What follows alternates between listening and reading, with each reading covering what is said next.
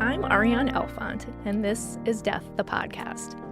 Death may be defined as the destruction or permanent end of something. At Death, the podcast, we are looking closely at what happens when something ends. We listen, learn about, and discuss the stories that surround the subject of death. These stories bring up much more than feelings of fear and sadness. They offer opportunities for connection, for hope, and sometimes even for humor. Ultimately, if we are open to exploring death, we create greater potential to experience life. Our guest today is Shannon Richer. A native of the Pacific Northwest, Shannon is a woman of many roles. Owner and operator of Greenbelts, a company specializing in accessories made from recycled materials, professional graphic designer, mother, and wife. Shannon is also someone who has lived through and with significant loss. At 17 years old, she lost her twin brother to suicide. 4 years later, her father also took his own life. In 2010, Shannon's best friend, after a long battle with depression, gave up his will to live. Despite experiencing multiple setbacks early in her life, Shannon has found a way to be present for herself and for those who love and depend on her. This kind of resilience gives us a great deal to talk about and explore. Welcome, Shannon, to Death, the podcast. Thank you. What has helped you through these losses that I just mentioned?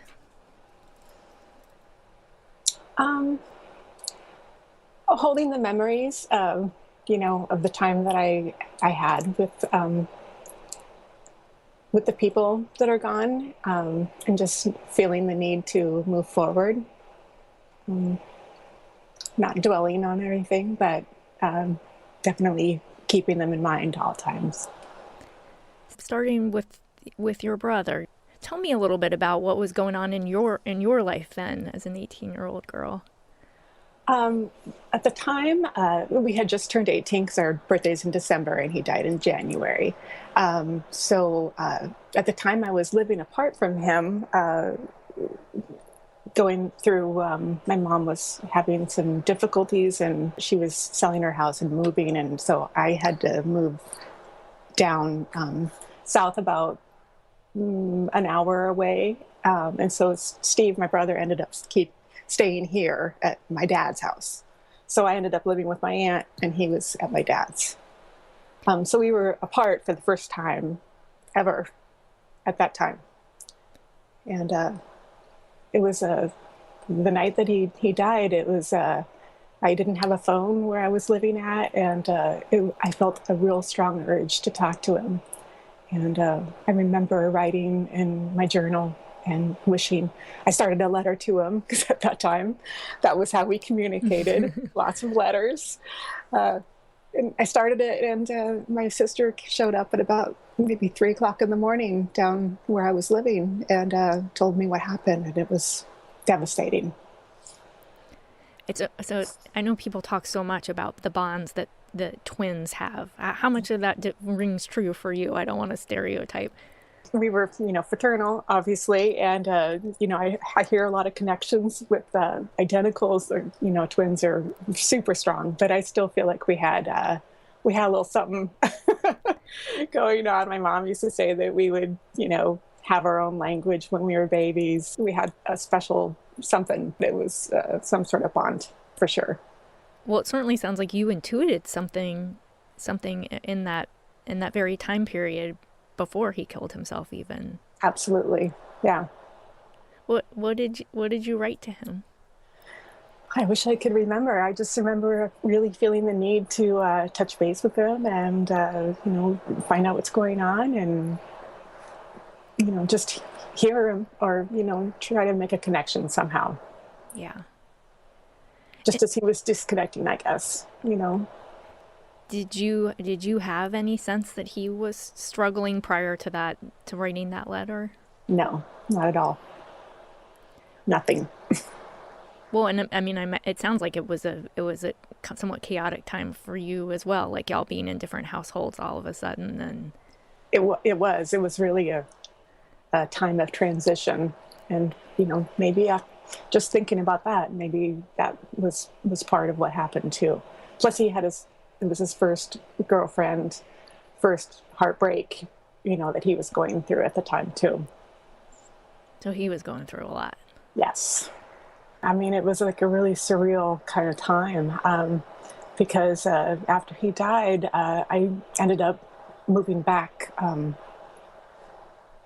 with my dad into the house. And it was just, my dad was sick too. And it was just really difficult. When I moved back, he made me drive Steve's truck. I didn't want to learn how to drive, but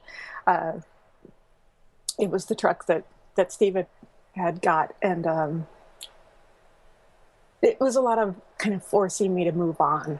They thought that would be the best, to just make me move forward, when I just kind of wanted to maybe just sit, and not, just remember him more, and not have to be pushed forward, Yeah. Yeah. And no one wanted to talk about it either. That's what I was going to ask you. No. Yeah. It was a subject that you couldn't talk to anybody about. So did you have anybody to talk to about it, Shannon? Maybe my sister, a little bit. You an older sister? Older sister. I have an older sister and an older brother. Gotcha. And I remember them being, both open to talking and remembering, but not my dad and not my mom. And you were expected to function like, were you a senior in high school or? Yeah. So I came back, like, it was, part of the year had been over. So I came back to my high school that I had always gone to. And I remember sitting back behind the school and doing a lot of crying. It's just really tough time, if you're senior in high school and you're going through all that, and everybody knows what happened, but no one wants to talk to you about it because they're afraid that, you're going to get more sad. I think the one person that probably helped me most through it was Steve's best friend. He wanted to remember and process it. And he probably really knew him in some of the same ways that you did too. He did, yeah. Steve had a couple of really good friends, and they were very, it was nice to be able to share that. They were open to me being their friend too, Yeah. Yeah.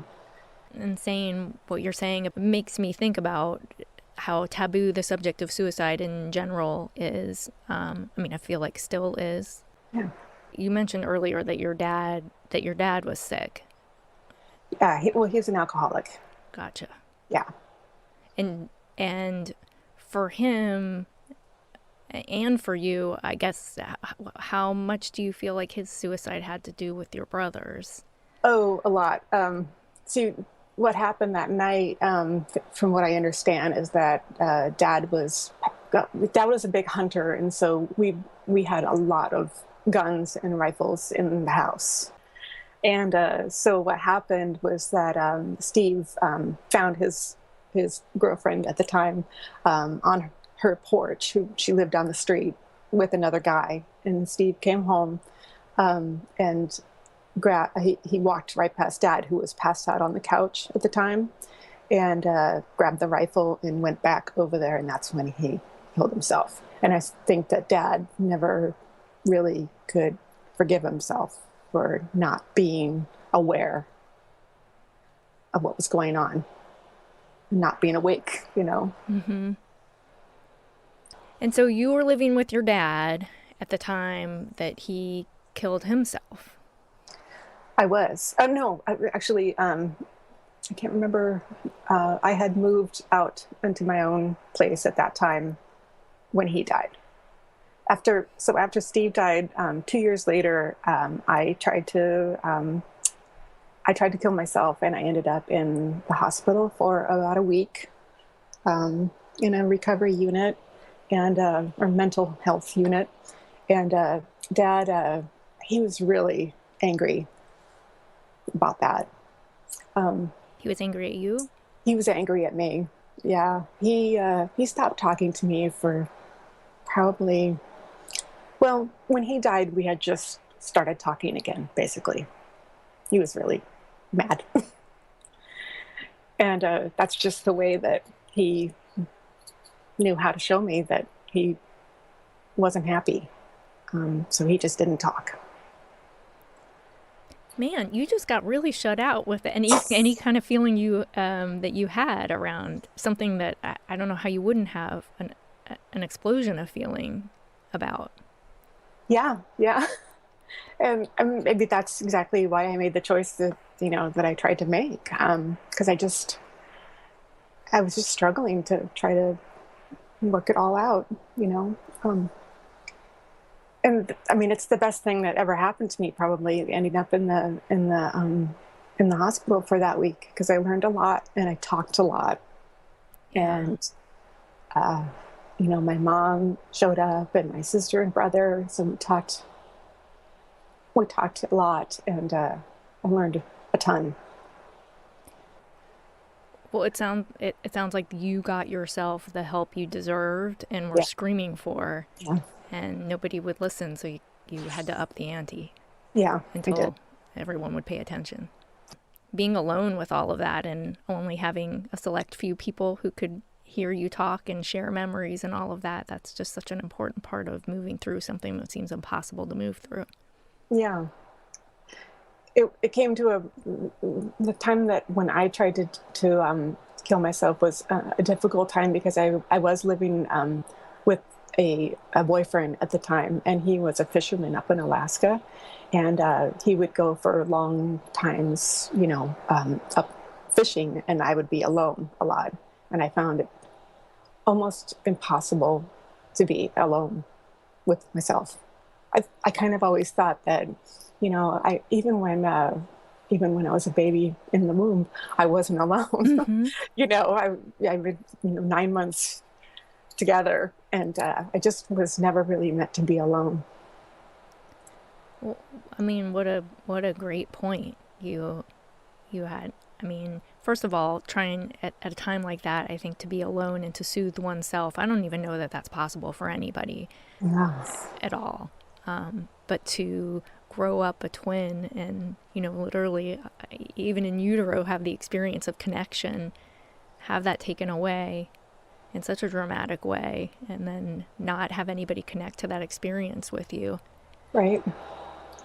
Yeah, it was something totally foreign. I couldn't deal with it. So I wanted to ask you a little bit about what your outlets are, what makes you feel good. Well, I do. I've figured out a way that I can make a living. Not necessarily traditional in every sense. I work at a sign company as a graphic designer for 3 days a week. And then the other days I work as a freelance graphic designer. And then I also make my grain belts, which is my art part that I enjoy working with my hands. And so all those come together, and I can I get a little of a little corporate, a little bit of creative, and then I also have my son and my husband. So I have a family that's just all working together right now. When did you realize you were creative? It sounds like you're very visual. Yes. Well, I think actually in high school I flunked art. So when I went to art school, when I kind of made the jump, I discovered that I was good at graphic design, and then after I worked at a pretty corporate graphic design agency in Seattle for about 9 years before I had my son, and I was pretty good at it. Well, and if I heard you right, when you were going over some of your history, it sounds like after your father died, that what you decided to do with the money you inherited was go to art school. Is that correct? It is, and it was a little bit about running away. I feel bad that I left my brother and sister to kind of pick up the pieces. But after Dad died, I needed to get out of there. I just had to go somewhere. And I had the opportunity to move back east, and so I jumped at it. I missed a lot, maybe, of processing Dad's death, especially with my siblings. But it was just, I felt like it was something I needed to do. Well, I would think that would be a very hard time to make a very clear-headed decision, but you certainly have utilized your background, your art education in your life now. Yes, for sure. And then when did you and your husband meet? We met actually almost 16 years ago, and we met on my birthday. And my best friend works with his mom, or worked with his mom, and got a little. We're set up, and like I said, it was on my birthday, and he didn't know it was my birthday, and we got married exactly 1 year later on my birthday. Really had a hard time with my birthday after Steve died, and I just never really wanted to celebrate it, but it needed to, something needed to happen usually on that day, and people felt like, oh, do we celebrate? Do we not celebrate? So you know what? I just kind of thought, let's celebrate something different. So now it's our anniversary. I was going to ask you about how anniversaries are for you, and you brought that right in. Yeah. And having the same birthday as your brother would not make things easy. No, yeah. I didn't know. It just seemed to work. Yeah. And now it gets a little bit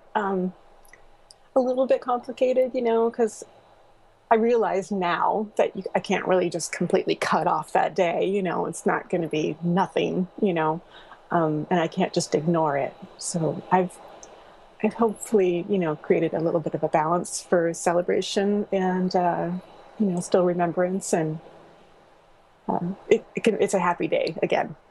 Good. Yeah. And your husband sounds like he is a real source of support for you. I'm wondering how revealing your past was in the formation of your relationship with him. Well, yeah, that's a tough one. When you're dating, then you just drop all those. You're like, here's some light material. Like, either they run really fast, or they stick around, to find out more. And he really didn't seem. He's not frazzled by anything. He's just really a rock, and I appreciated his lightheartedness. At the time, my best friend was another guy, and he was not frazzled by that at all. And Martin, my best friend, was the guy that was the sensitive one, and the one that I would, talk feelings and deep issues about. Martin also had a brother who killed himself, and so we connected over that, and I was able to have a really special relationship with him, a deep friendship. And then when Chris came along, Chris was like a breath of fresh air. He is just really light and lighthearted and funny, and I just really needed that. I just needed someone to be just light, not because I could get pretty, I could drag somebody down with all my baggage, and he did not seem to get drugged down at all. So it was great. It was like I had two husbands, Martin was the sensitive, the deep one, and then Chris was the fun one, and it worked out fantastic. So it sounds like Chris taps into the lighter parts of you. He does, and it was a really good balance, for me to have that. And Martin is your friend that you lost is it about 6 years ago? Yeah. He was Martin was the officiant at our wedding, and he made it the best ceremony, and he was there when my son was born, right in the room, and he was fantastic. We had a really great relationship, and he had a great relationship with Chris. I mean, I was more mad about that loss than any other. maybe because I did finally open up to someone, and he knew what it would do. And I was very angry. Yeah. I feel really angry for you at the amount and the I don't know, the severity of these losses, that these were all people so close to you and in your world. When Steve killed himself, it was like shocking and a game changer. When Dad killed himself, almost in my head can be understandable because I feel like he died of guilt, and he had a lot of other issues that were going on in his own head. But then when Martin killed himself, it was really just, I took it personally, you know. Yeah. It was really selfish. Suicide is just such a selfish thing. And that one was like number one, super selfish. What kind of friend would do that? Well, and if you wouldn't mind talking about what you just said about suicide being selfish, I feel like that is an important sentiment to expand on if you have more to say. Yeah, I mean, I've experienced loss, with my grandma, dying of lung disease, and I got to sit with her and say goodbye and watch her die. Spend time, and that loss was so easy. Still hard and sad. But when you lose someone from suicide, you don't get to say goodbye. I mean, it's like you hope for a note, to explain something, you know. But there were no notes, and there were no explanations, and it just feels really selfish because there's people that are left. And I, at one point, I joined a support group called the Survivors of Suicide. And that's basically what you are. You survived it. Did you find in the group that you were in that was a commonality among all of you? That feeling of being unfairly left behind? Yeah. And that's you could go to support groups for loss, but working through that feeling of it being so unfair and such a selfish thing is specific to suicide, and it's something that you can't like walk around every day thinking how unfair it is, and that helped a lot to just kind of get those words out. Say, this isn't fair. This sucks. This why would this happen to me? And having other people to be able to bring that in and understand you're not just whining and crying, and being able to just say that and just move on. It was really helpful for me. Absolutely. I think being able to have some language around this is so important, because people do tiptoe around the subject of suicide, one. And then when you're talking about suicide, it's hard to know what words are even appropriate. It's definitely hard talking to people who haven't experienced it to really know. You can't compare deaths, everybody reacts differently, but you can definitely find some commonalities with people who have survived suicide. How do you decide who to open up to, Shannon? Well, it's been a big learning curve for me. I used to be much more open about it, and I've felt very uncomfortable sometimes talking to people about it who I thought maybe would want to hear my story. So now I keep it a little bit closer to the vest. Maybe that's why I was a little nervous, because I really haven't talked about it a lot. Probably since my son's been born. which, so like 10 years, maybe I probably haven't told, one or two people very little about that part of my life. So how the heck were you brave enough to come here and talk to me today? I'm super, super impressed and, well, sort of in awe of that, really. Well, I actually thought I was really excited. I'm so Because, glad. I'm so glad. when somebody does seem interested in hearing my story, I mean, I love to remember my loved ones, and I like to share the experience that I've gone through. It just doesn't happen very often. So when somebody does want to talk about it, it just kind of brings those people back to my mind, and I don't mind talking about it at all. I just don't really get the chance to do that. You just highlighted such an important point, which it sounds like it's not about you not wanting to talk. It's about you wanting to be heard when you talk. Exactly. Exactly. I don't want to just tell my story and not have anybody care. If you want to listen and you want to have a dialogue like this, I'm all for that. What you do these days to take care of yourself? Well, this whole conversation may just kind of jumpstart some self-care that I probably have been putting off for quite a while.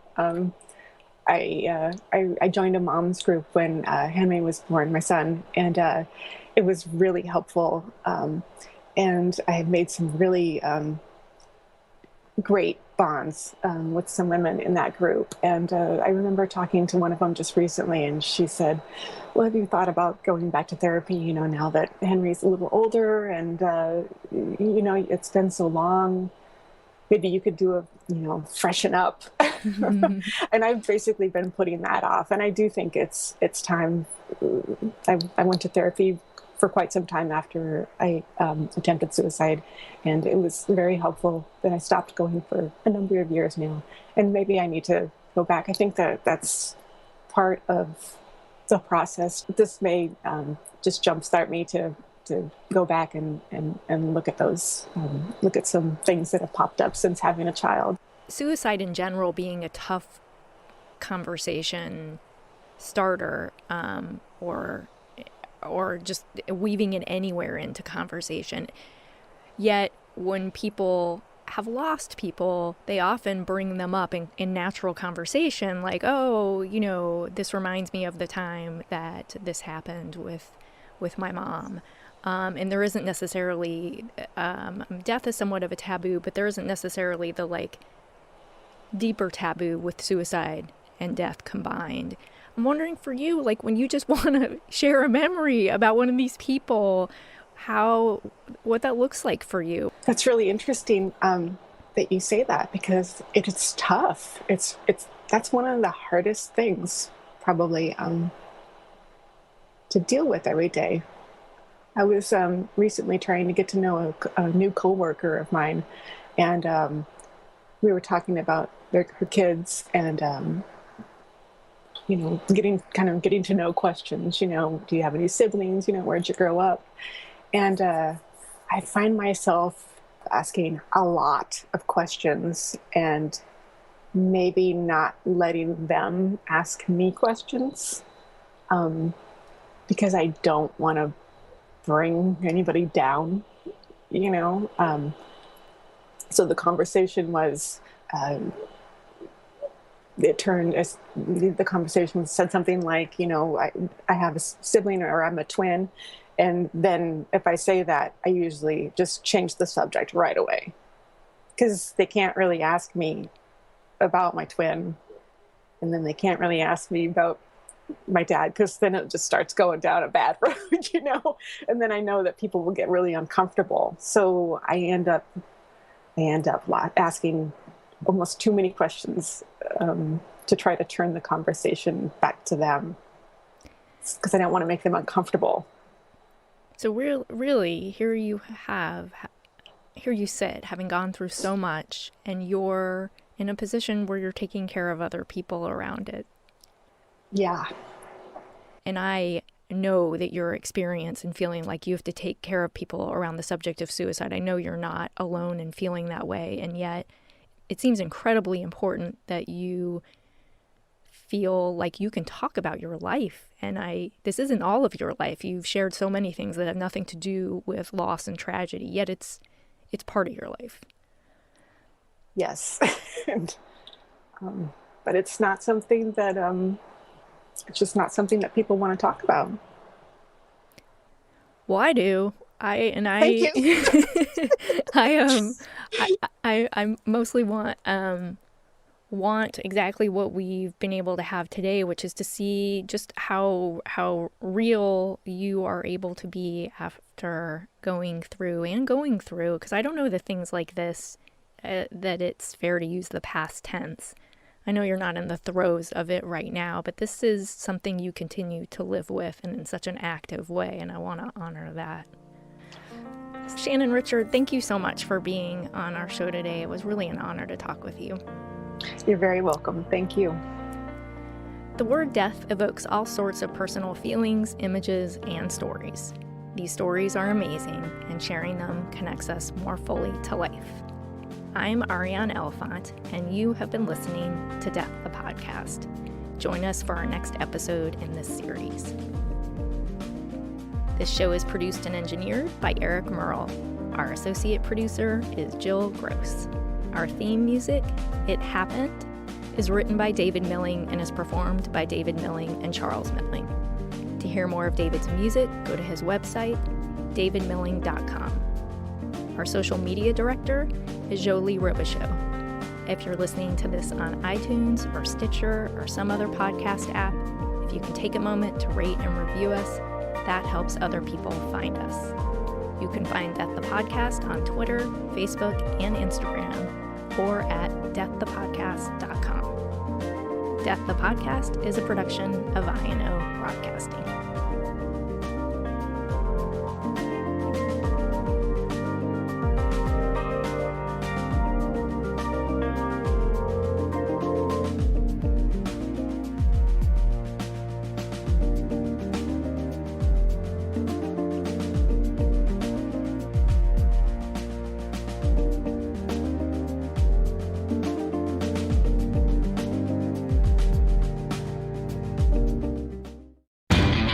You know Labor Day signals the unofficial end of summer, but not the end of your outdoor projects. Lowe's helps you do it right and helps you save with Labor Day deals throughout the store. Shop now and get 2 bags of Stay Green potting mix for $12. And keep your lawn looking neat and trim with a Craftsman 2-cycle 17-inch gas string trimmer, now $20 off at just $119. Whatever's still on your to-do list this Labor Day, do it right for less. Start with Lowe's. Offers valid through 8/28. Soil offer excludes Alaska and Hawaii, U.S. only.